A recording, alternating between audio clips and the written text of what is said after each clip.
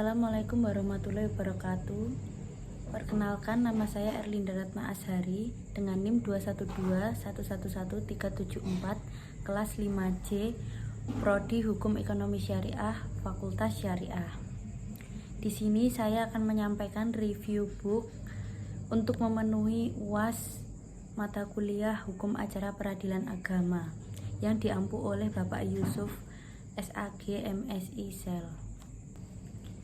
Yang selanjutnya saya akan menjelaskan tentang review book yang berjudul tentang Hukum Acara Peradilan Agama. Selanjutnya saya akan menyampaikan identitas bukunya terlebih dahulu. Buku judul Hukum Acara Peradilan Agama. Nama penulis M. Khoirul Rafiq. Tahun terbit 2022. Penerbit CV Raffi Sarana Perkasa. Buku ini berhalaman kurang lebih 350 halaman. Selanjutnya saya akan menjelaskan isi tentang buku Hukum Acara Peradilan Agama yang ditulis oleh M. Khoirul Rafiq. Yang pertama, bab pertama itu ada pengertian peradilan agama. Maka dapat didefinisikan dengan rangkaian peraturan-peraturan yang menurut cara bertindak di pengadilan agama dan cara bagaimana pengadilan agama itu harus bertindak dengan para pihak untuk melaksanakan berjalannya peraturan-peraturan hukum perdata Islam material bagi lingkungan peradilan agama. Untuk bab selanjutnya itu ada sejarah hukum acara peradilan agama. Yang pertama itu ada masa periode pra-pemerintah Hindia Belanda. Yang kedua masa periode transisi. Yang ketiga masa pemerintahan Hindia Belanda. Selanjutnya masa periode penjajahan Jepang dan masa setelah kemerdekaan Indonesia. Selanjutnya peradilan agama pasca Undang-Undang Nomor 35 Tahun 1999. Bab ketiga ada kedudukan dan kewenangan peradilan. Yang pertama, kedudukan peradilan agama UUD pasal 24 ayat 2 menyatakan bahwa kekuasaan kehakiman dilakukan oleh sebuah kehakiman yang dilakukan oleh Mahkamah Agung dan badan peradilan yang ada di bawahnya dalam lingkungan peradilan umum, lingkungan peradilan agama, lingkungan peradilan militer, lingkungan peradilan tata usaha dan oleh sebuah mahkamah konstitusi.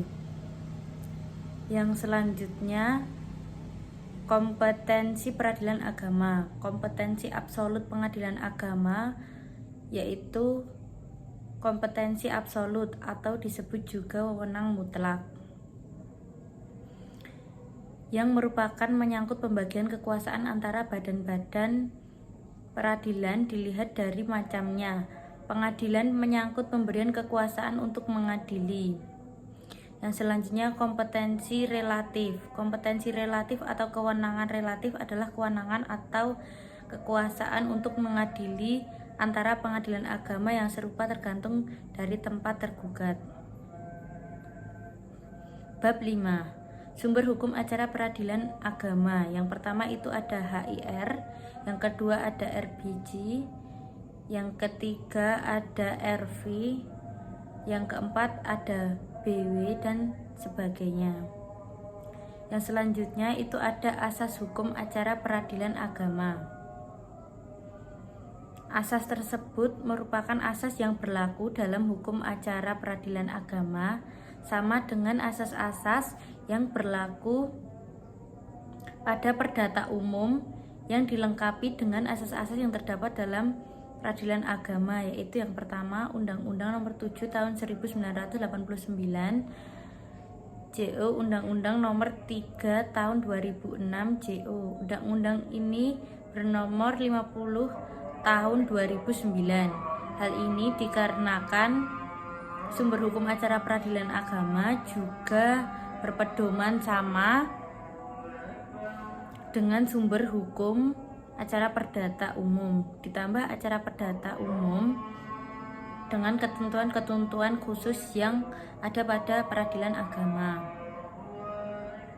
Asas umum peradilan agama yang pertama itu ada asas bebas dan merdeka. Yang kedua ada asas sebagai pelaksanaan kekuasaan kehakiman. Yang ketiga ada kekuasaan.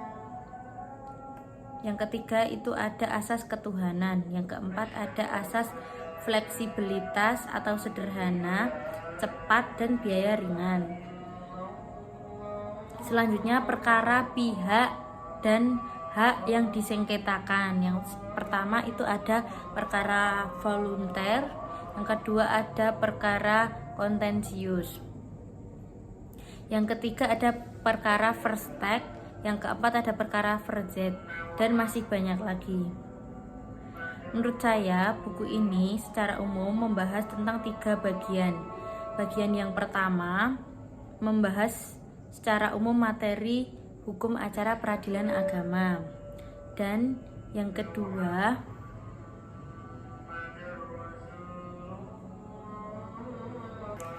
meliputi pengertian sejarah, kedudukan dan tugas peradilan agama. Dilanjutkan tentang sumber hukum acara peradilan agama dan asas-asas hukum acara peradilan agama.